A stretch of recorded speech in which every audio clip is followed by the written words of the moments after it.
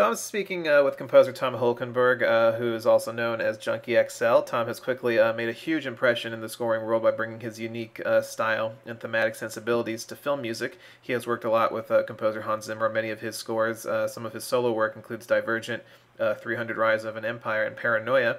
He's scoring the upcoming Mad Max Fury Road and joining forces with Hans once again for Batman vs. Superman Dawn of Justice. But his most recent score is one that I really enjoyed, Run All Night, starring Liam Neeson and Ed Harris.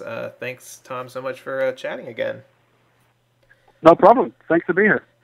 So with Run All Night, you're working with director, and I hope I'm pronouncing his name right, Jaume Collet Serra for the first time. So how did you get involved with this project? It seems such like a perfect fit for you and your style. Yeah, it worked out really well. I mean, he was working on the temp score until late November last year, but he wanted to try like something else, and I got put in touch with him through Darren Hickman, who's vice president at the music department at Warner Brothers. And it was actually even better. Like, Darren told me what the movie was about, and without even meeting Jama and without even seeing the film, and he did it so well. I got so inspired that I started writing music, and then 4 days later I saw the film, and then a few days later I worked some more on the music that I was working on, and I met the director and I said, hey, I got so inspired seeing this film. I wrote 55 minutes of music for you. Just have a listen. and so he listened to the music and he said, this is perfect. This is what I always wanted for this film.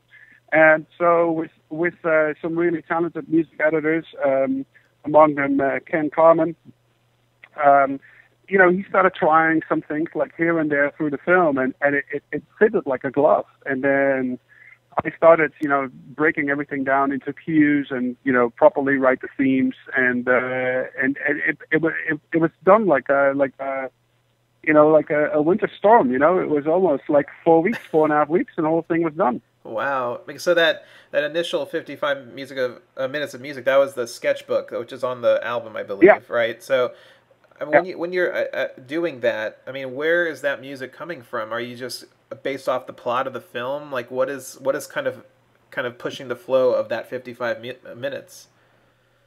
Well, let me tell you this: when I got when Darren told me the story, and without any spoilers, but when he told me the story that it was about a hitman working for the mob. But a small-time mob, So Ed Harris is the mob guy, Sean, and Liam Neeson is Jimmy, the hitman. And I was like, let's do some research on hitmans. And so I went back as early as in the 60s when Jean-Paul Belmondo played Il Professionale with music from Ennio Morricone, I believe. Wow! And I started listening to more of these scores and movies, and it was interesting that until the 80s, all these movies had very emotional themes, and I was like, that's interesting. And then I did some more research, and basically all these composers wanted to underscore the troubled background of these guys. There's always a reason why they end up the way that they do. And I mean, the best example is The Godfather. It's a pretty gruesome story and a pretty terrible man, but the music is always very emotional, and it underscores, a deeper threat, in his character and what he's doing and where he comes from. And I was like, maybe I should try this. This could be interesting, because it's not usual for a movie like this, because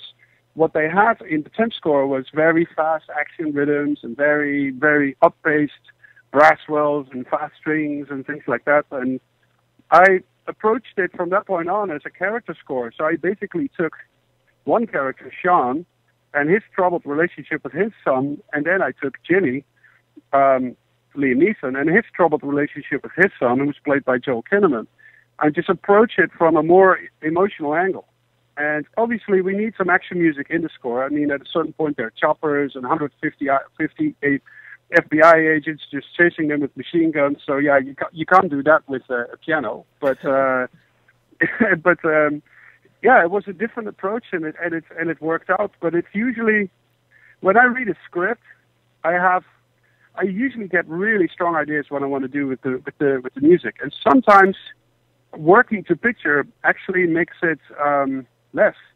Wow. So, thinking about themes and thinking about harmonic progressions, and then see how they work to picture it's a very interesting process. And then you take it from there, because there's no way you can write a piece of music on forehand and it fits like a glove to picture. You always need to shape it and do something else or change it. And I mean, and it comes across like that in the finished product as well. Because I when I started it, I was expecting, kind of a action thriller, which it is. But I mean, the first track with the piano and that piano theme was so haunting and kind of set the stage for it. I mean, how long does it take to kind of nail down something so simple, but it's so perfect for the character? I mean, how long did it take in that process to get that that piano theme? Well, that usually takes longer, to write a proper tune or a song, so to speak, with tail and end, or with an introduction, an A section, a B section, or a verse and a chorus, if you will. That always takes the most amount of time, and then once you have that, then from that point on, you can arrange your own theme into different areas, and that becomes easier because you've got the DNA of what needs to be there. And usually it makes sense to take some more time to write a really proper tune, and then, sparse it out over the movie. I remember this really amazing documentary with, I think it was a BBC documentary with Sergio Leone and Ennio Morricone. And Sergio Leone is reading bits and pieces of the scripts, Once Upon a Time in America, and then Ennio had written a theme for Deborah, which is one of the more famous themes from that score, and he just wrote the theme in the long form, and he just played it, and then Sergio would say, "Oh, I would prolong this bit a little bit more, and then I'll make room in the scripts." And so they would really work, very in a wide form. There's only a script, and Ennio is just playing piano, and they're just discussing themes instead of looking to picture and then discussing themes.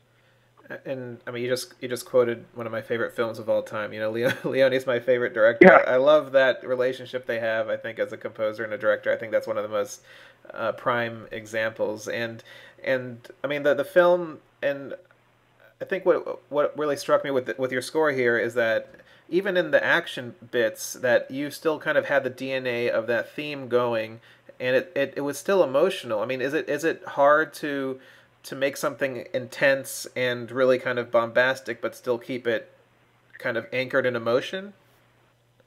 Yeah, it is hard, and it takes practice. I've been in so many spots before where I tried something like that, but then the bigness of the music of the production would take over the emotional aspect of it, and it just becomes a wall of sound with nothing to say. Uh-huh. And it takes practice, to get good at that. I mean, let's just quote, somebody completely different from a different area, like Phil Spector.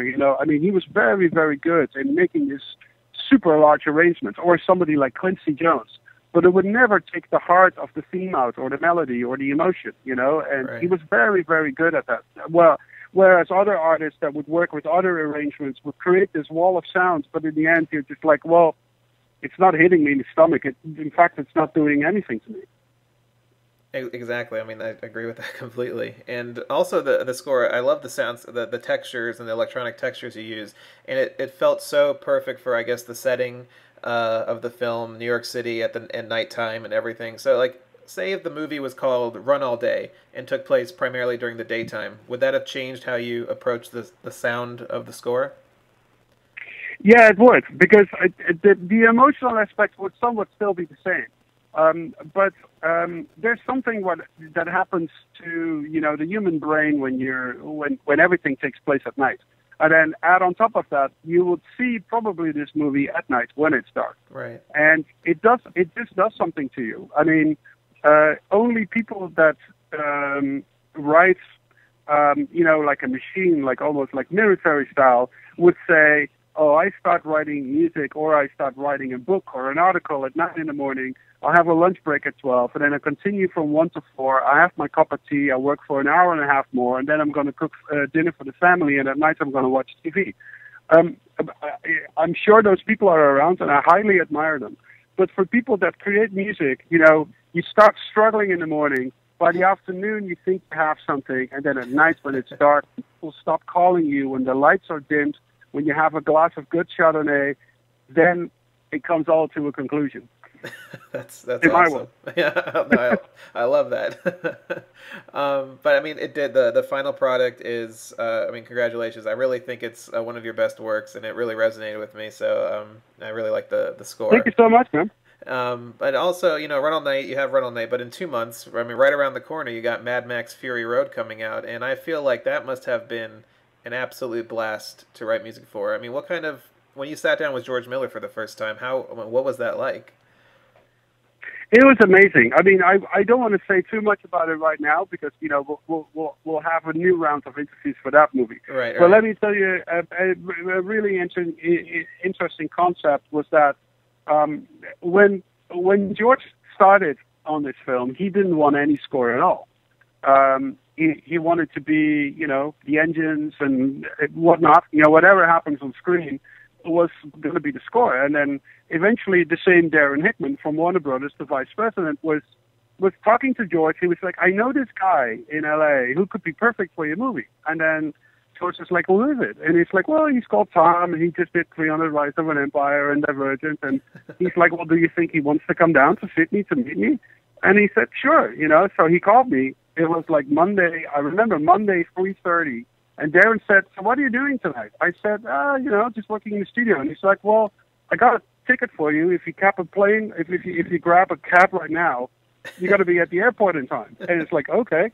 So I went, you know, no utensils or any toilet articles, nothing. You know, I just went to the airport, and then I just met him the next day, and we're supposed to have this really brief conversation. And we just sat down. It's like, oh, you know, my name is George. My name is Tom. And he was talking, and I was talking. And then I said, yeah, but, you know, I'm such a big fan of math. And he was like, what? I said, well, you know, I just love math. And he said, explain. And then I started talking. And then he's a big fan of math, too. And then we just hit it off for like 3-4 hours. And I saw the movie after that. And the next morning he said, so what are your ideas? And I explained him the ideas that I had, and then he shook my hand, and I said, I want you to be the composer on this film. Wow. So that was it. That's awesome. Well, I can't wait for that film. It looks, I mean, I love the original trilogy, and I think it's going to be amazing to bring it kind of into that modern realm since the technology has changed and everything. So, and I know you can't say much because you have another one coming up, Batman versus Superman. I mean, have you even started any ideas for that film? Well, Hans has done a lot of talking on that movie. Let me just say it's better that I shut up. Okay, I'll take it. No, because you're supposed to be. It's gonna be a blast. I'll promise you that. But